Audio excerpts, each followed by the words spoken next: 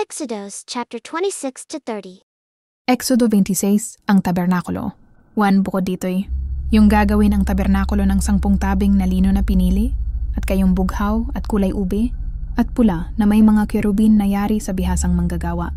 Ang haba ng bawat tabing ay 28 siko, at ang luwang ng bawat tabing ay 4 na siko. Ang lahat ng tabing ay magkakaisang sukat. 5 tabing ay magkakadikit na magkakasama, at ang ibang 5 tabing ay magkakadikit na magkakasama. 4 At gagawa ka ng mga pagkakabit na kayong bughaw sa gilid ng isang tabing na nasa dulo ng unang pagkakadikit. At gayon din ang gagawin mo sa gilid ng huling tabing sa ikalawang pagkakadikit. 50 pagkakabit ang iyong gagawin sa isang tabing, at 50 pagkakabit ang iyong gagawin sa gilid ng tabing na nasa ikalawang pagkakadikit. Magkakatapat ang mga pagkakabit na yaon. Next, at gagawa ka ng 50 kawing na ginto, ang iyong pagdidikitin. 2 tabing sa isa't mo kawing upang maging isang tabernakulo. 7 At gagawa ka ng mga tabing na balahibo ng kambing na pinaka, tulda sa ibabaw ng tabernakulo. 11 tabing ang iyong gagawin. At ang haba ng bawat tabing ay 30 siko, at ang luwang ng bawat tabing ay 4 na siko. Ang 11 tabing ay magkakaisang sukat. 9 At iyong pagsasamahin ng 5 tabing na magkakasama, at ang 6 na tabing na magkakasama, at iyong ilalakip ang ika-6 na tabing sa harapan ng tolda. 10 At gagawa ka ng 50 pagkakabit sa gilid ng isang tabing na nasa dulo ng unang pagkakadikit, at 50 pagkakabit sa gilid ng tabing na nasa ikalawang pagkakadikit. 11 At gagawa ka ng 50 kawing na tanso, at ipapasok mo ang mga kawing sa mga pagkakabit, at iyong pagdidikitin ang tolda upang maging isa. 12 At ang labis na tira sa mga tabing ng tolda, ang kalahati ng tabing na lumalabis ay lalampas sa hulihan ng tabernakulo. 13 At ang siko sa isang panig, at ang siko sa kabilang panig sa labis sa haba ng mga tabing ng tolda, ay isasampay sa mga tagiliran ng tabernakulo sa dakong ito at sa dakong yaon upang takpan. 14 At gagawa ka ng takip sa tolda na balat ng lalaking tupa na tinina ng pula, at isa pang takip na balat ng tupang gansa sa ibabaw. 15 At gagawa ka ng mga tabla para sa tabernakulo, na kahoy na akasya na patayong ilalagay.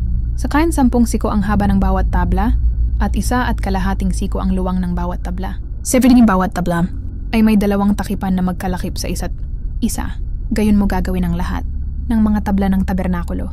18 At gagawa ka ng mga tabla sa tabernakulo, 20 tabla sa dakong timugan na dakong timog. 19 At gagawa ka ng 4 na tungtungan na pilak sa ilalim ng 2 takipan ng bawat tabla, 2 tungtungan sa ilalim ng isang tabla sa 2 takipan niyaon, at 2 tungtungan sa ilalim ng isang tabla sa 2 takipan niyaon. 2 At sa ikalawang panig ng tabernakulo sa dakong hilagaan ay gagawa ka ng 20 tabla. 20 At sa ikalawang panig ng tabernakulo sa dakong hilagaan ay gagawa ka ng 20 tabla. 21 At ang 4 na tungtungan na pilak, 2 tungtungan sa ilalim ng isang tabla, at 2 tungtungan sa ilalim ng isa pang tabla. 22 At sa hulihan ng tabernakulo na dakong-dakong kalunuran ay gagawa ka ng 6 na tabla. 23 At gagawa ka ng 2 tabla sa mga panulukan ng tabernakulo sa dakong hulihan. 24 And magiging magkasama sa ilalim at magkakasama rin sa itaas sa isang argolya. Gayon ang gagawin sa 2, magiging 2 panulok na tabla. 25 At magkakaroon ng 8 tabla at mga tungtungan nilang pilak, 16 na tungtungan. 2 tungtungan sa ilalim ng isang tabla, at 2 tungtungan sa ilalim ng isa pang tabla. 26 At gagawa ka ng mga barakilan na kahoy na akasya. 5 sa mga tabla ng isang panig ng tabernakulo. 27 At 5 barakilan sa mga tabla ng kabilang panig ng tabernakulo, at 5 barakilan sa mga tabla ng panig sa dakong hulihan ng tabernakulo sa dakong kalunuran. Talkative picture. At ang gitnang barakilan ay daraan sa gitna ng mga tabla mula sa dulo hanggang sa dulo. 29 At babalutin mo ng ginto ang mga tabla, at gagawin mo ang kadilang mga argolya na ginto na lalagyanan ng mga barakilan, at babalutin mo ng ginto ang mga barakilan. 30 At iyong itatayo ang tabernakulo ayon sa anyong ipinakita sa iyo sa bundok. 31 At gagawa ka ng isang lambong na kayong bughaw, at kulay ube at pula at lino na pinili, yari sa bihasang manggagawa, na may mga kwerubin. Gagawin mong maayos. 32 At iyong isasabit sa 4 na haliging akasya na binalot ng ginto. Ang mga argolya nila ay ginto sa 4 na tungtungan na pilak. 33. At isasabit mo ang lambong sa ilalim ng mga kawit at iyong ipapasok doon sa loob ng lambong ang kaban ng patotoo at ang lambong ay magiging pangbukod sa inyo sa banal at sa kabanal-banalang dako. 34. At iyong ilalagay ang takip ng kaban sa ibabaw ng kaban ng patotoo sa kabanal-banalang dako.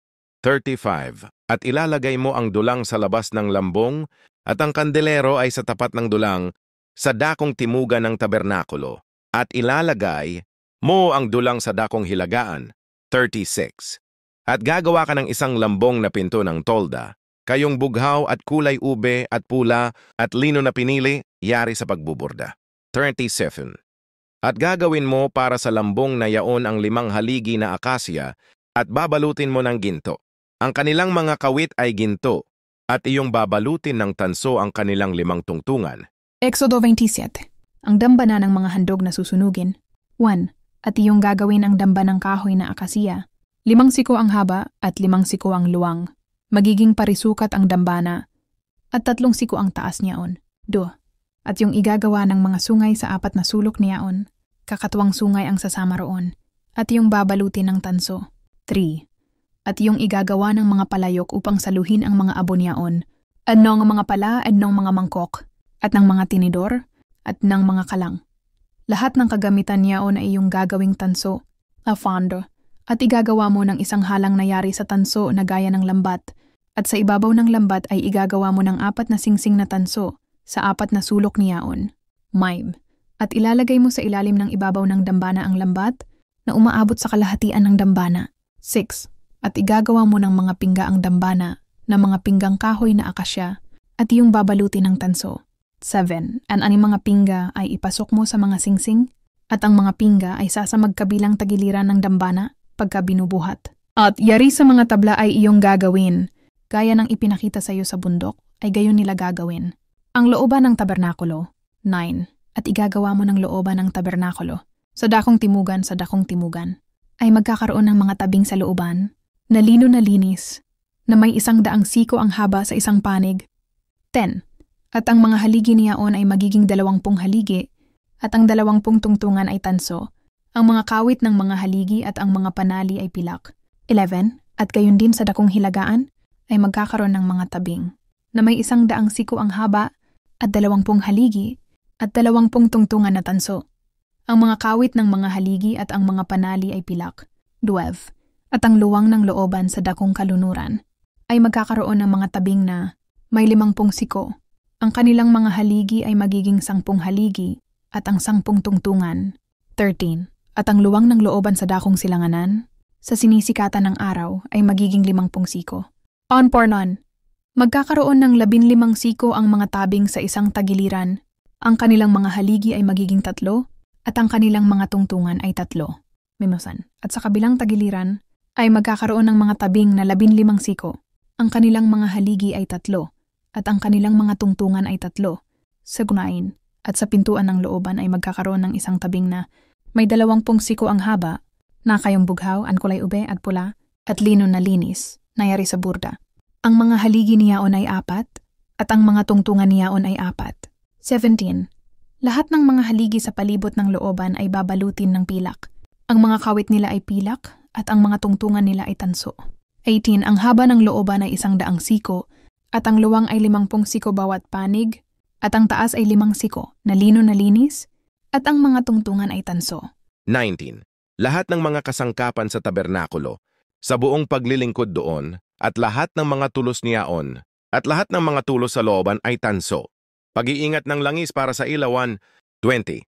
At iyong iuutos sa mga anak ni Israel na sila'y magdala sa iyo ng dalisay na langis ng olibo na binayo na ukol sa ilawan upang laging papagningasin ang ilawan. 21. Sa tabernakulo ng kapisanan, sa labas ng lambong na nasa harap ng patotoo, ay aayusin ito ni Aaron at ng kanyang mga anak mula sa hapon hanggang sa umaga sa harap ng Panginoon, magiging isang palatuntunang walang hanggan sa kanilang mga lahi sa ngalan ng mga anak ni Israel. Exodo 28. Ang kasuotan ng mga saserdote. Mga kasuotan para kay Aaron at sa kaniyang mga anak. 1. At iyong papalapitin sa iyo si Aaron na iyong kapatid at ang kaniyang mga anak na kasama niya mula sa gitna ng mga anak ni Israel upang makapangasiwa sa akin sa katungkulang saserdote. Si Aaron, si Nadab at si Abiu, si Eleazar at si Itamar na mga anak ni Aaron. 2. At igagawa mo si Aaron ng iyong kapatid ng mga banal na kasuutan sa ikaluluwalhati at ikagaganda. 3. At sasalitain mo sa lahat ng may karunungan na pinuspos ko ng diwa ng karunungan upang kanilang gawing mga kasuutan si Aaron upang italaga siya, upang siya'y makapangasiwa sa akin sa katungkulang saserdote. At ito ang mga kasuutang kanilang gagawin. Isang pectoral, isang ipod o isang balabal, at isang tunikang yari sa guhit-guhit, isang mitra, at isang pamigkis. Kanilang igagawa ng mga banal na kasuutan si Aaron na iyong kapatid at ang kaniyang mga anak upang siya'y makapangasiwa sa akin sa katungkulang saserdote. At sila'y kukuha ng ginto at kayong bughaw at kulay ube at pula at lino na linis. Ang epod. 6. At kanilang gagawin ang epod na ginto, kayong bughaw, kulay ube, pula at lino na linis na yari sa mainam na gawa. 7. Magkakaroon ito ng 2 takip sa balikat na magkaisa sa 2 dulo upang magkaisa. 8. At ang pamigkis na yari sa epod na nasa ibabaw niyaon ay gagawin ding gaya ng pagkayari niyaon na ginto kayong bughaw, kulay ube, pula at lino na linis. 9. At ikaw ay kukuha ng 2 batong onyx at yung uukitan ng mga pangalan ng mga anak ni Israel. 10 sa kanilang pangalan sa isang bato at ang 6 na natitira sa ibang bato ayon sa kanilang pagkakasunod. 11. Sa pamamagitan ng gawa ng isang manlililok na bato, gaya ng ukit ng isang panatak, yung uukitan ang 2 bato ayon sa mga pangalan ng mga anak ni Israel na nalilibid ng ginawang guhit na ginto. 12. At iyong ilalagay ang 2 bato sa ibabaw ng mga takip sa balikat ng epod na pinakaalaala ng mga anak ni Israel. At dadalhin ni Aaron ang kanilang mga pangalan sa harap ng Panginoon sa ibabaw ng kaniyang 2 balikat na pinakaalaala. 13. At gagawa ka ng mga guhit na ginto. 14. At 2 tanikalang tagayari ng tagilo na dulo'y pinagtagni-tagni na yari sa taganas na ginto nang iyong ilalagay sa mga guhit. Ang pektoral ng paghuhukom. 15. At yung gagawin ang pektoral ng kahatulan na yari sa mainam na gawa. Nag-gains na ng pagkayari sa epod yung gagawin na ginto, kayong bughaw, kulay ube, pula at lino na linis. 60. Magkakaroon ito ng parisukat na anyo at magkapantay. 1 dangkalang haba at 1 dangkalang luwang. 17. At iyong papaglalagyan ng 4 na hanay ng mga bato. Ang unang hanay ay 1 sardio at 1 topasyo at 1 karbungkulo na siyang unang hanay. 18. At ang ikalawang hanay ay 1 esmeralda, 1 sapiro at 1 diamante. 19. At ang ikatlong hanay ay 1 hasinto, 1 agata at 1 amatista. 20. At ang ika-4 na hanay ay 1 berilo, 1 onyx at 1 jaspe, mga nalilibid ng guhit na ginto sa palibot. 21. Andas mga bato ay magiging ayon sa mga pangalan ng mga anak ni Israel, 12 ayon sa kanilang mga pangalan. Gaya ng ukit ng panatak, bawat isa'y ayon sa kaniyang pangalan na magiging ukol sa 12 lipi. 22. At gagawa ka ng mga tanikala na tagayari ng tagilo sa pektoral na dulo'y pinagtagni-tagni na ginto. 23. At ikaw ay gagawa sa pektoral ng 2 gintong singsing. At iyong ilalagay ang 2 singsing sa 2 dulo ng pektoral. 24. At iyong ipapasok ang 2 tagilong tanikala na ginto sa 2 singsing sa mga dulo ng pektoral. 25. At ang 2 dulo ng 2 tanikala ay iyong ilalagay sa 2 guhit at iyong ilalagay sa ibabaw ng mga takip sa balikat ng epod. 26. At gagawa ka ng 2 gintong singsing at iyong ilalagay sa 2 dulo ng pektoral sa loob na nasa tabi ng epod. 27. At gagawa ka ng 2 gintong singsing at iyong ilalagay sa 2 takip sa balikat ng epod sa ibaba, sa harap sa siping ng pinagtagni-tagni, sa itaas ng pamigkis ng epod. 28. At kanilang tatalian ng 1 kayong bughaw ang pektoral sa mga singsing ng epod upang manatili sa pamigkis ng epod at huwag humiwalay ang pektoral sa epod. 29. At dadalhin ni Aaron ang mga pangalan ng mga anak ni Israel sa pektoral ng kahatulan sa kaniyang dibdib pagka siya'y pumapasok sa dakong banal sa pinakaalaala sa harap ng Panginoon palagi. 30. At iyong ilalagay sa pektoral ng kahatulan ang Urim at ang Tumim at kanilang ilalagay sa dibdib ni Aaron pagka siya'y pumapasok sa harap ng Panginoon at dadalhin ni Aaron ang kahatulan ng mga anak ni Israel sa kaniyang dibdib sa harap ng Panginoon palagi. Iba pang kasuotan ng saserdote. 31. At iyong igagawa ng balabal ang epod na kayong bughaw. 2. At magkakaroon ng butas sa gitna niyaon. Gaya ng butas ng isang baluti ang butas niyaon na magkakaroon ng gilid sa palibot ng butas, gaya ng ukit ng isang baluti upang huwag mapunit. 33. At sa palibot ng laylayan, niyaon ay iyong gagawing mga granadang kayong bughaw at kulay ube at pula sa palibot ng laylayan at mga kampanilyang ginto sa pagitan ng mga yaon sa palibot. 34. Isang kampanilya na ginto at isang granada, isang kampanilya na ginto at isang granada sa palibot ng laylayan ng balabal. 35. At isusuot ni Aaron upang siya'y makapangasiwa at ang tunog ni yaon ay maririnig pagka siya'y pumapasok sa dakong banal sa harap ng Panginoon at pagka siya'y lumalabas upang siya'y huwag mamatay. Ang mitra at ang pamatok. 36. At gagawa ka ng isang laminang taganas na ginto at iyong ukitan na gaya ng ukit sa panatak, banal sa Panginoon. 37.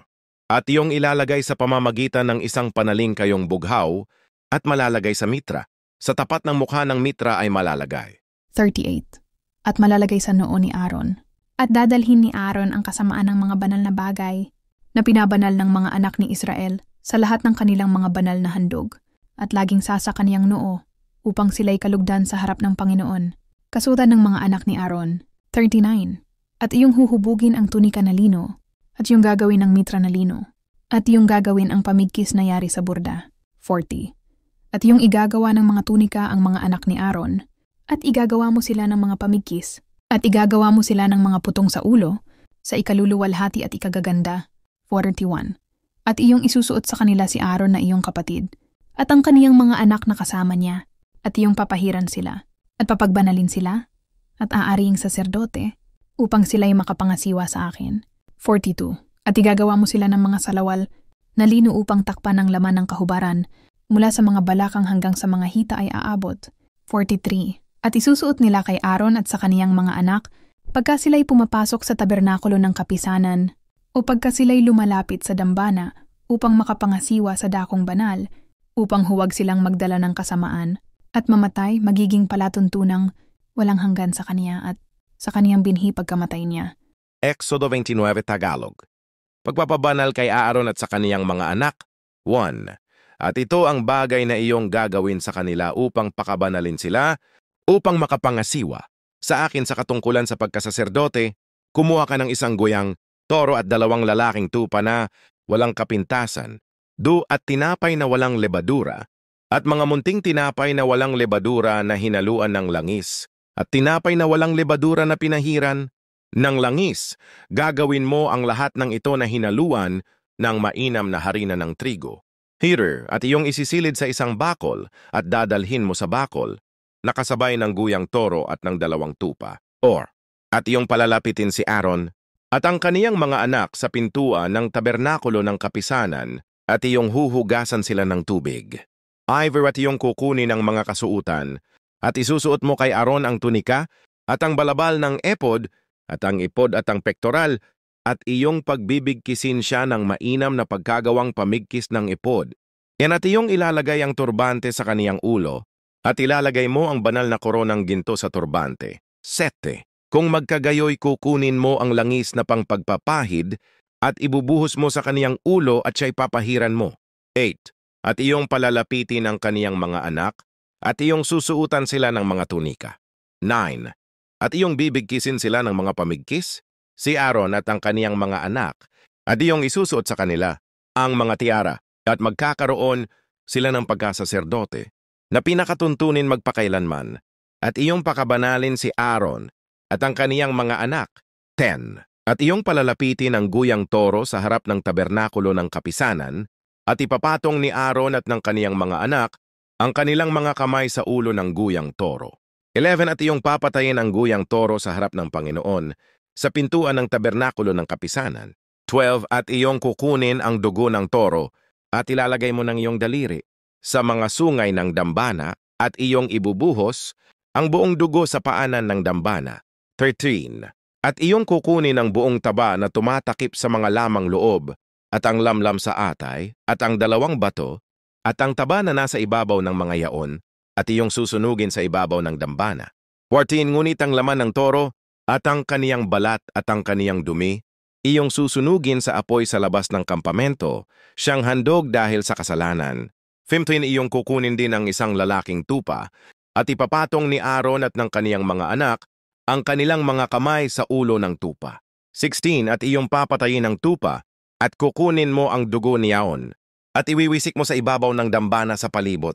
17 At iyong pagpuputol-putulin ang tupa sa kaniyang mga putol-putol, at iyong huhugasan ang lamang loob niyaon, at ang kaniyang mga paa, at ilalagay mo sa mga putol at sa kaniyang ulo. 8 At iyong susunugin ang buong tupa sa ibabaw ng dambana, siyang handog na susunugin sa Panginoon, amoy na masarap, handog nga sa Panginoon.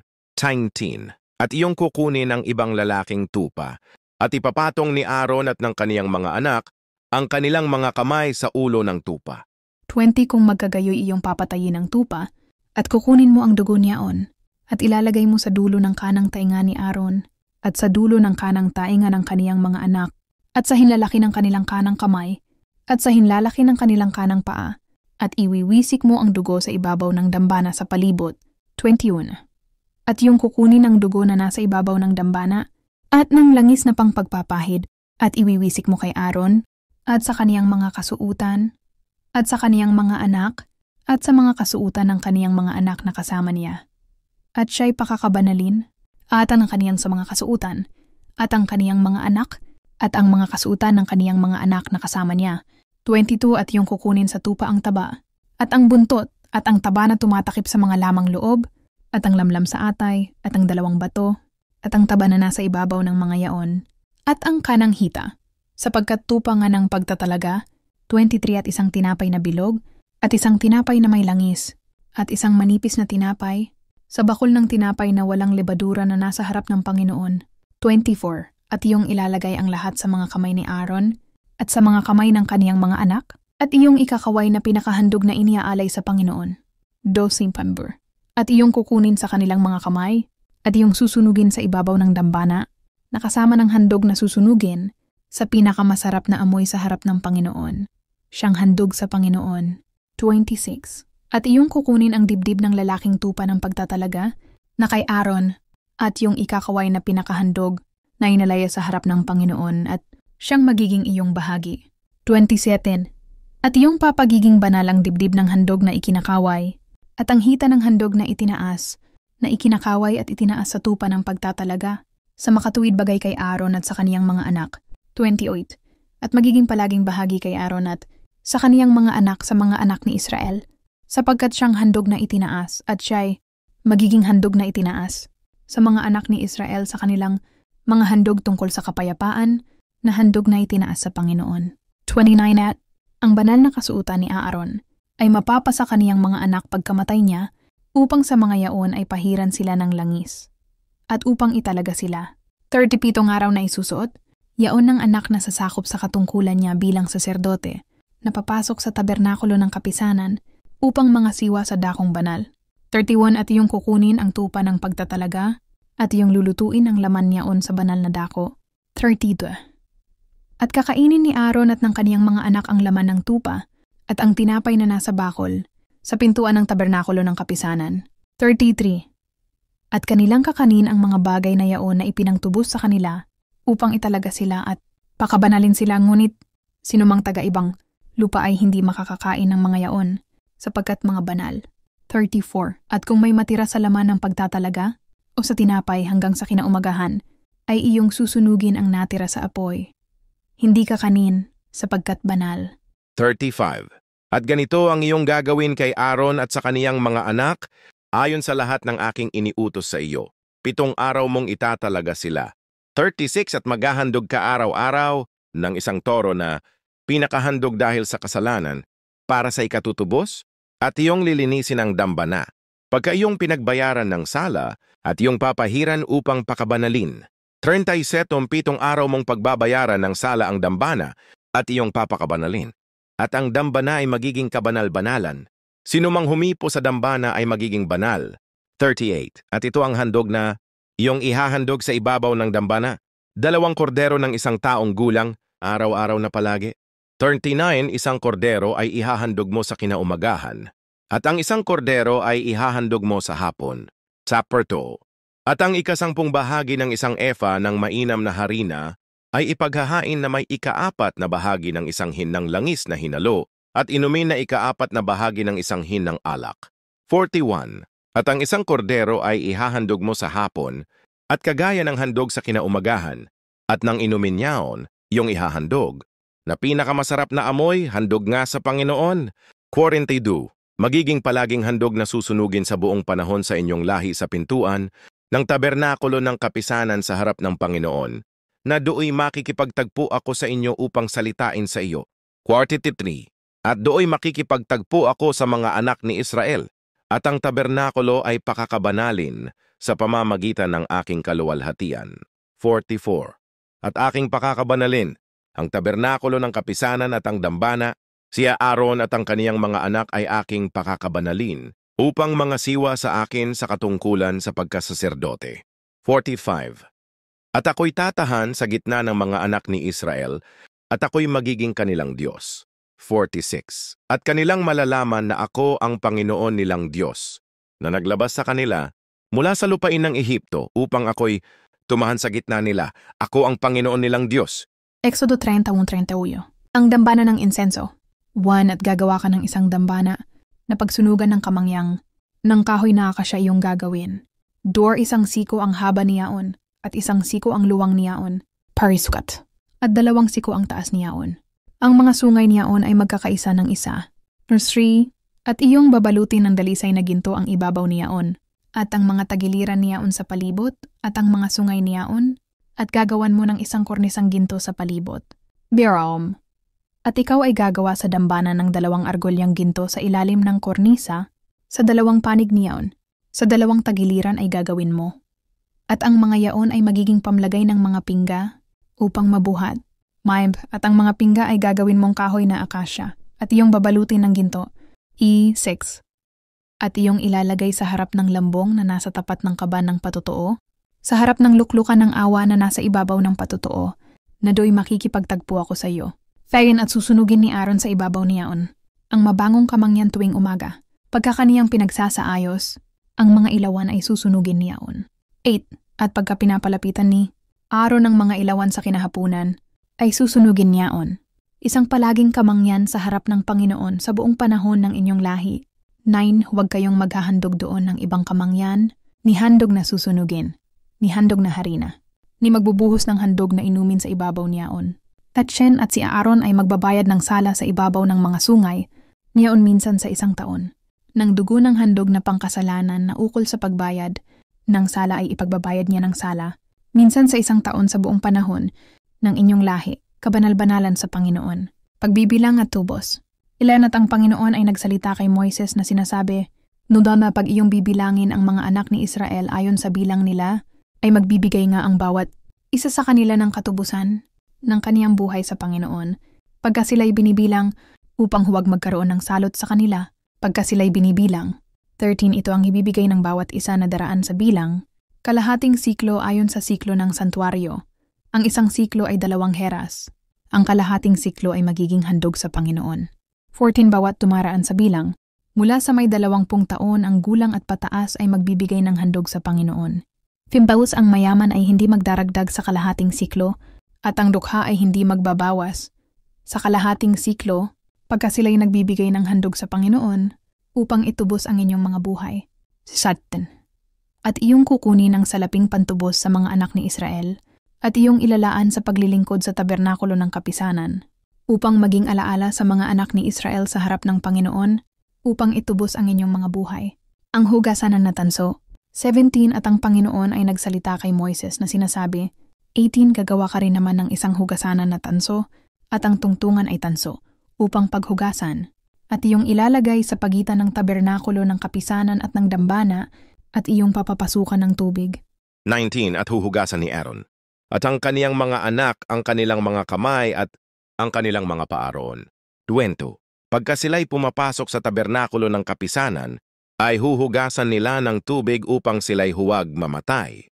O pagka sila'y lumalapit sa dambana upang mga siwa, upang sunugin ang handog na pinaraan sa apoy sa Panginoon.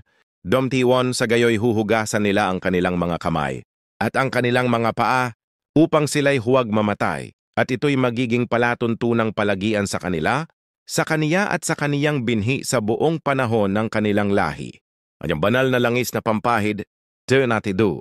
Bukod dito'y nagsalita ang Panginoon kay Moises na sinasabi, 23, kumuha ka rin naman ng mga piling espesya, ng pinakamainam na mira 500 siklo, at ng mabangong kanela na kalahati niyaon sa makatuwid bagay 250 siklo, at ng mabangong kalamo na 250 siklo, 24 at ng kasya 500 siklo, ayon sa siklo ng santuaryo at ng langis ng olibo na 1 hin, 25 at iyong gagawing isang banal na langis na panghaplas, isang pabangong ayon sa gawa ng manggagawang pabango, siyang magiging banal na langis na panghaplas.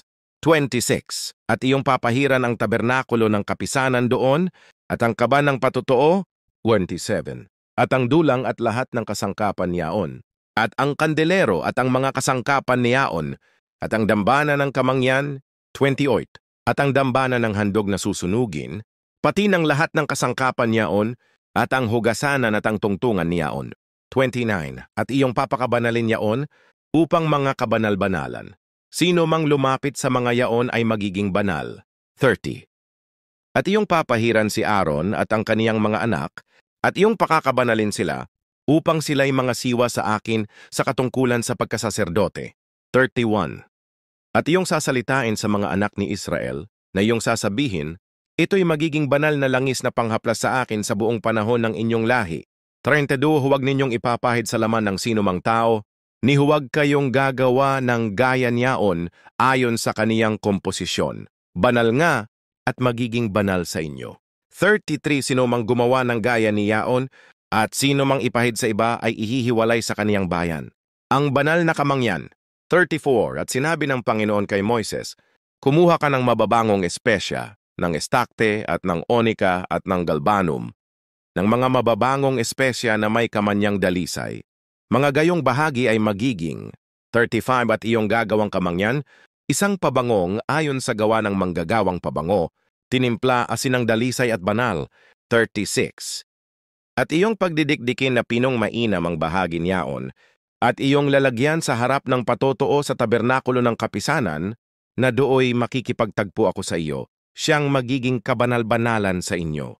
37. At ang kamangyan na iyong gagawin, ayon sa komposisyon niyan, ay huwag ninyong gagawin para sa inyo, magiging banal sa inyo sa Panginoon. 38. Sino mang gumawa ng gaya niyaon, upang amuyin ay ihihiwalay sa kaniyang bayan.